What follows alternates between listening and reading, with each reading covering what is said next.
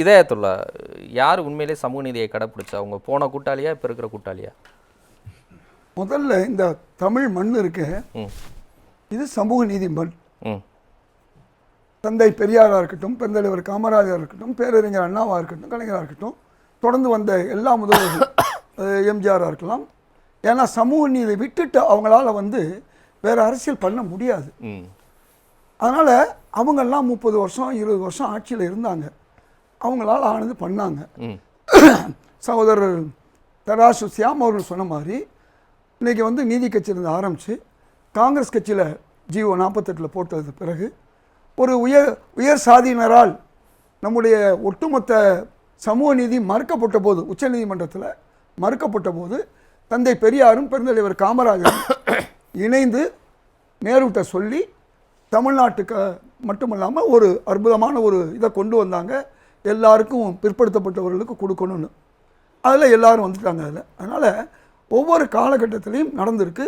ஆனால் நீண்ட கால ஆட்சிக்கும் ஒரு 3 மாத ஆட்சிக்கும் உள்ள விஷயத்தை பார்க்கணும். 3 மாதத்திலே நாங்கள் எல்லாமே செஞ்சு அதனுடைய வெளிப்பாடு தெரிய ஆரம்பிச்சிருச்சு. ஆனால் திமுக காலங்காலமாக ஏமாற்றிக்கிட்டு, அதை நான் ஏற்றுக்க மாட்டேன்.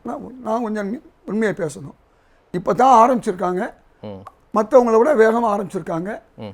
சமூக நீதியில் சமநீதியில் நான் ஒரு நூல் எழுதியிருந்தேன். சமூக நீதியில் சமநீதியில் ஒரு 15 வருஷத்துக்கு ஒன்று. சரி, அதை நான் ஒரு வார்த்தை சொல்லியிருந்தேன். பிராமணர்களிலும் மிக சவுண்டி அப்படின்னு சொல்லுவாங்க, இப்படி பல்வேறு சாதாரண நிலையில் இருக்கக்கூடிய பிராமணர்கள் இருக்காங்க, அவர்களுக்கும் சமநீதி வேணும்னு நான் கேட்டிருந்தேன். ஏன்னா எந்த இன்க்ளூசிவ் சொன்னால் எல்லாருக்கும் கிடைக்கணும். ஓகே. ஆனால் இந்த அரசில் நம்முடைய முஸ்லீம்களுக்கு 2, கலைஞர் 2 கொடுத்துருந்தார், நான் மறுக்க மாட்டேன். அதற்கு பிறகு 2 கொடுத்து 1 ஆக்கணும்லாம் நம்ம பார்த்தோம். சரி, அதிமுக ஆட்சியில் இல்லாமல் இருந்தும் பார்த்தோம். யாரு சிறுபான்மையினர் இல்லாமல் பார்த்தோம். ஆனால் 24-25 விழுக்காடு உள்ள ஒரு பட்டியலின மக்கள் இந்தியா முழுக்க மிக 2வது முக்கியமான மக்களுக்கு 8+1ங்கிற அடிப்படையில் அவர்கள் அமைச்சரவை கொடுத்ததை நான் பாராட்டி தான் ஆகணும். நான் என்ன சொல்ல வரேன், திமுக அதிமுக சமூக நீதியில் இந்த குறையும் வைக்கல. ஆனால் செய்ய வேண்டிய முக்கியமான விஷயங்களில் ஆட்சியில் அதிகாரம் அந்த இதை அவங்க கொடுத்துருக்காங்க. நான் கேட்குறேன், அவங்க நினச்சிருந்தா அவங்க கட்சியிலேருந்து ஒரு 7 பேரை கொடுத்தது பதிலாக 3 பேரை 2 பேரை கொடுத்துருக்கலாம். திமுக மாதிரி அதிமுக மாதிரி கொடுத்துருக்கலாம். ஏன் அவங்க 8 பேரை கொடுக்கணும்? சிந்திக்கணுமா இல்லையா? அப்போ இந்த அடிப்படையில் தான் இப்போ நம்ம பார்க்கணும். அதான் மாண்புமிகு வன்னியர் சொல்கிறாரு. சரி, இப்போ இது ஒரு பக்கம் இருக்கட்டும். 2 நாளாக சிறுபான்மை நலம் இன்றைக்கி வந்துருச்சு. இன்றைக்கி ஹஜ்ஜி கமிட்டிக்கு ஒரு 40 கோடி ரூபா கட்டடம் கட்டுறதுக்கு எவ்வளோ நாளாக இல்லை, கட்டடம் கட்டி கொடுத்துருக்காங்க. இப்போ முந்தின ஆட்சியில் ஹஜ்ஜி இல்லத்துக்கு கொடுத்தாங்க, நான் எல்லாம் மறுக்கலை. அதெல்லாம் விட சிறப்பான ஒரு சபாநாயகருக்கு கீழே இந்த அவை நடக்குது. இந்த முதல்வருடைய உத்தரவு அல்லது கல்வி அமைச்சர் ராஜ்மோகன் உத்தரவில் எல்லா லைவ்லாம் நம்ம பார்க்க முடியுது. இதுக்கு முன்னே இதை விட மோசமான நடந்திருக்கு. ஆனால் இதை பார்க்க முடியுது. இது ஒரு பக்கத்தை நம்ம பாராட்டலாம். ஆனால் அப்படிப்பட்ட ஒரு சட்டசபையில் ஒரு சிலர் சட்டமன்ற உறுப்பினர்கள் சில உண்மைக்கு மாறானதை சொன்னதையும் நான் இன்றைக்கி சொல்லி ஆகணும்.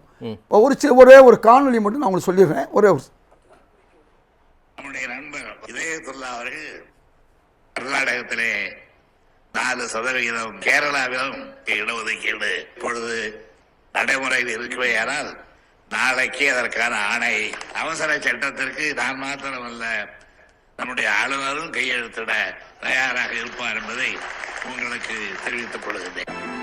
நம்முடைய இதயத்துல்லா அவருடைய பேச்சை கேட்கும் பொழுது அழைத்தது உணவிழாவுக்கா அல்லது மாநாட்டிற்கா என்று எனக்கு புரியவில்லை. இருந்தாலும் அவருடைய உரிமையோடு கூடிய கோரிக்கைகள் கையெழுப்பப்படாமல் நிச்சயமாக பரிசீலிக்கப்படும். சரி, ஓகே, முடிஞ்சு போச்சு. இதுக்கு மேலேயும் வருது சொல்லிடுறேன். அதாவது இஸ்லாமிய இடஒதுக்கீடு காகிதம் இல்லத்து கேட்டார், அப்துல் சமது லத்தீப் கேட்டாங்க, தமுகலாம் ஆர்ப்பாட்டம் தீர்மானம்லாம் பண்ணாங்க. எங்கேயுமே தொடர்ந்து கிடைக்காது. கலைஞர் அப்போ 4 முறை ஆட்சியில் இருந்தார். சரி, நான் என்னுடைய இலக்கிய மாநாடுக்கு அழைச்சி 35 நிமிஷம் ஆளுநரையும் உட்கார வச்சு பேசினேன். அதன் பிறகு எல்லா விளக்கமும் சொன்ன பிறகு தான் நாளைக்கு அவசர சட்டம் கொண்டு வரேன்டார். என் இல்ல திருமண விழா 4 வருஷம் கழித்து 2011 நடக்கும்போது வந்தார். 5 விழுக்காடு தர்றோம்னு சொன்னார். இந்த 5 விழுக்காடு அடுத்து திமுக ஆட்சியில் அவர் ஆட்சிக்கு வர முடியல, அதனால் அவர் குறை சொல்ல முடியாது. அடுத்து வந்து ஆட்சி ஒரு அரை விழுக்காடாவது கொடுத்து அதை 4 ஆக்கணும். 3 சில பிரச்சனை இருக்குது. இதை ஏன் நான் சொல்ல வரேன்னு சொன்னால், சட்டசபையில் பேசக்கூடியவர்கள் அதில் தாவேகாவினருக்கும் தெரியும், திமுகவினருக்கும் தெரியும், சிலருக்கு அதே மாதிரி இந்த பேசின 2 பேருக்கு நல்லா தெரியும். பேசும்போது நாங்களும் கேட்டு வாங்கினோம், இதுக்கு இதயத்துள்ளா ஒரு காரணமாக இருந்தால் சொல்லி அதை இந்த உண்மை தகவல் ஏன் உண்மை தகவல் வர முடியலன்னு சொன்னான். அது மட்டுமல்ல, கலைஞர் திமுக பற்றி நான் இப்போ பேசிகிட்டு இருக்கேன். அவர் உலமா வாரியம் கொடுத்தார். அது என்ன கலைஞர் திமுக? அதாவது கலைஞர் ஆட்சியிலையும் சொல்ல வர்றேன், அதை புரிஞ்சுக்குங்க. அதாவது நீங்க அப்படித்தான் சொன்னீங்களா? அதான் அப்படி புரிஞ்சுக்கணும். இப்படிதான் நீங்க புரிஞ்சுக்கணும். கலைஞர், நான் கலைஞர் தான் சொல்லிட்டு இருக்க முடியும். கலைஞர்ல வந்து உலமா வாரியம் கொடுத்தாரு, நான் கேட்ட மகளிர் உதவு சங்கம் கொடுத்தாரு, மகளிர் விடுதிகள் கொடுத்தாரு. இல்ல ஒரு நிமிஷம், ஏன்னா சிறுபான்மை நீங்க இவ்வளவு தூரம் நம்ம வந்து சமூக நீதி பேசும்போது 2 நாளா சிறுபான்மை நல்லா வந்திருக்கு. பேசிட்டோம். இல்ல கல்வி பாருங்க, விடுதிகளுக்கு அதே மாதிரி கல்வி உதவி தொகை கொடுக்கறது இவையெல்லாம் இன்னைக்கு வந்திருக்கு. இன்னைக்கு அது முஸ்லீம் லீக் அமைச்சர் அதை எடுத்து சொல்லியிருக்காரு, அவர் தான் சம்மந்தப்பட்ட அமைச்சர். அதனால நம்ம 2ஐயும் பார்க்கணும். அப்ப ஒட்டுமொத்தமாக நம்ம பார்க்கும் பொழுது இன்றைக்கு இந்த ஒரு குறுகிய 3 மாசத்துல இந்த தாவேக அரசு சிறப்பாக செஞ்சிருக்கு. ஆனா இன்னும் அவங்க செய்ய முடிக்கல. அவங்க இன்னும் அவர்கள் நிறைய செய்யணும். 2.5% நல்லா தெரிஞ்சுக்கோங்க. அந்த 7.5% எடப்பாடியார் கொடுத்தாரு. இந்த நேரத்தில் அவர் பாராட்டுறேன். இந்த 2.5% கடந்த 5 வருஷம் ஆட்சியில் கொடுக்கல. கலைஞர் 40 வயசு வரையும் குரூப் 2 எழுத முடியும், குரூப் 1 எழுத முடியும்னு வச்சிருந்தாரு. ஆனா இந்தியா முழுக்கும் பிற மாநிலங்கள்ல 49 வயசு யாரு? பாஜக மாநிலங்கள்ல 49, காங்கிரஸ் 49, 47 இருக்கு. கலைஞர் 40 இருந்துச்சு. ஆனா இன்னைக்கு 37+ தான் இருக்கு. அப்ப நான் என்ன கேட்கிறேன்னா, கடந்த 5 ஆண்டுகளை செய்ய முடியல. 2.5% செய்யல. கடந்த 5 ஆண்டு நினைச்சா செஞ்சிருக்கலாம். ஒரு 0.5% தான் கூட கிடைச்சதா கூட 4%. கடந்த 5 ஆண்டு செய்யல. சமூக நீதினு பார்க்கும்போது இவையெல்லாம் ஒட்டுமொத்த சமூக நீதி. அதை இவர்கள் செய்வார்கள். நான் தாவேகாவுக்கு உங்க மூலமா ஒரு வேண்டுகோள் வைக்கிறேன். எதையெல்லாம் முந்தின அரசு சமூக நீதியில் செய்யலையோ, நான் சொல்றது ஓபிசி தான் 49 வயசு வரை எழுதலாம். பிற மாநிலங்கள்ல 45 வயசு வரை எழுதலாம். தமிழ்நாட்டில் இன்னைக்கு 37+2 கொரோனால வந்த 2 தவிர எதுவுமே இல்லை. கலைஞரே கொடுத்த அந்த 40 வயசு வரையும் கூட இல்லை. செல்வி ஜெயலலிதா அவர்கள் 37 ஆக்குனாங்க. அதனால இந்த அரசுக்கு நான் உங்க மூலமா ஒரு வேண்டுகோள் இருக்கிறேன். இன்னும் நீங்க சமூக நீதி பாதையில அதிகமாக செல்ல வேண்டியிருக்கு. செல்லுங்க. இந்த மாதிரி இடஒதுக்கீடு, இஸ்லாமிய இடஒதுக்கீடு வரும்பொழுது உங்க கட்சியினர் சிலருக்கு தெரியும். அவர்கள் ஏன் நேற்று மறுத்து பேசலைங்கிறதும் என்னுடைய வருத்தம். அது ரைட் வரேன்.